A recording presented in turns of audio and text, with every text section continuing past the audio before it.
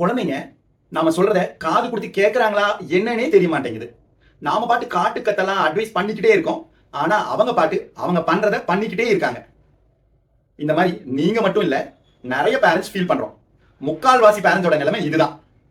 First நாம சொல்ற பேச்சு அவங்க காதுக்குள்ளார போகுதா, மைண்டுக்குள்ளார போகுதா, ரிசீவ் பண்றாங்களா, அதை முதல்ல பார்ப்போம். நான் டாக்டர் விபி சிவகுமார், குழந்தைகள் நல மருத்துவர், ஜன்யா சைல்ட் கிளினிக், சென்னையில இருந்து. ஜஸ்ட் ஒரு ஸ்மால் எக்ஸாம்பிள் நான் உங்ககிட்ட ஷேர் பண்றேன். நான் நினைப்பேன், நான் யூடியூப்ல நிறைய கண்டென்ட் போடுறேன், நிறைய மெடிக்கல் அவேர்னஸ் வீடியோஸ் போடுறேன், ஆனா நிறைய வியூஸே வர மாட்டேங்குது. ஃபர்ஸ்ட் அது போய் ரீச் ஆனா தானே வியூஸ் வரும். உங்களை போல நிறைய மக்களை போய் அது சென்றடையும், ரிசீவ் ஆகணும். அதுக்கப்புறம் தான் அதுல நல்ல கண்டென்ட் இருக்கா என்னங்கிறதே பார்ப்பாங்க. நம்மளுக்கு போய் ஒரு இடத்துல ரீச்சே ஆகலைன்னா அதோட ரிசல்ட்டை நான் எப்படி எதிர்பார்க்க முடியும்? கரெக்ட் தானுங்களே? ஸோ ரீச் ஆகிறதுக்கு, ரிசீவ் ஆகிறதுக்கு நான் என்ன பண்ணணும்? அதுக்கேற்ற மாதிரி நான் என்ன ஆப்டிமைஸ் பண்ணணும். கரெக்டுங்களா?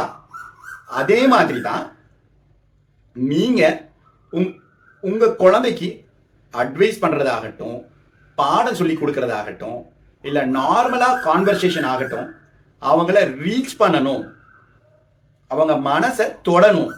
அதுக்கேற்ற மாதிரி நீங்க சில ஸ்மால் ட்ரிக்ஸ் பண்ணா போதும். டே டு டேல சின்ன சின்ன மாற்றங்கள் பண்ணா போதும். ஸோ நம்ம பேரண்டிங் சீரீஸ்ல நான் அடிக்கடி உங்களுக்கு இந்த மாதிரியான சின்ன சின்ன டிப்ஸ் சொல்றேன். தவறாம நம்மளை ஃபாலோ பண்ணுங்க. சேர்ந்து பேரண்டிங் இஷ்யூஸ், ஜெனரல் ஹெல்த் இஷ்யூஸ்லாம் நம்ம ஷேர் பண்ணலாம். உங்களுடைய ஒப்பீனியன், கருத்துக்களை கமெண்ட்ல பண்ணுங்க. நானும் அதுக்கேற்ற மாதிரி டிஸ்கஸ் பண்றேன். ஸோ சேர்ந்து பேரண்டிங்கை நல்லா கொண்டு போவோம்.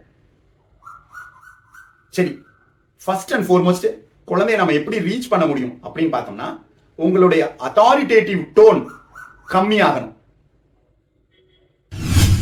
ஒரு அதை பண்ணு இதை பண்ணு அப்படின்னு நாம ஒரு மாஸ்டராகவும் நம்ம பிள்ளைகளை நம்ம சொல்படி கேட்டுதான் நடக்கணும் அப்படிங்கிற ஒரு அத்தாரிட்டியாவும் இல்லாம குழந்தைகளோட சேர்ந்து நாமளும் இந்த லைஃபை பயணிக்கிறோம் அப்படிங்கிற ஃபீலுக்கு வாங்க.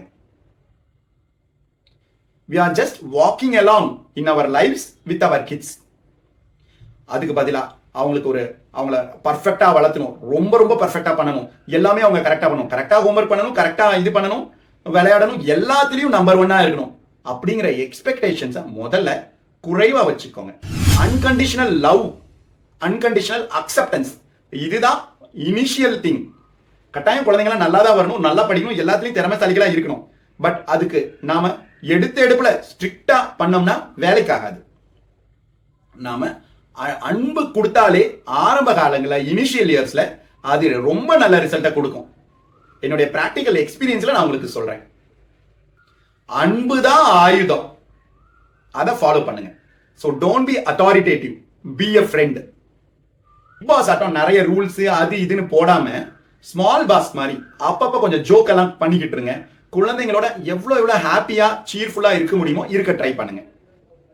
அப்பதான் குழந்தைங்க நாம சொல்ற பேச்ச கேட்பாங்க, காது கொடுத்து கேட்கணும்னு தோணும். தமிழ்ல சொல்லுவாங்க இல்லையா, தோளுக்கு மேல வளர்ந்தா தோழன் அப்படின்ட்டு. இப்ப அது பழமொழி ஆயிருச்சு.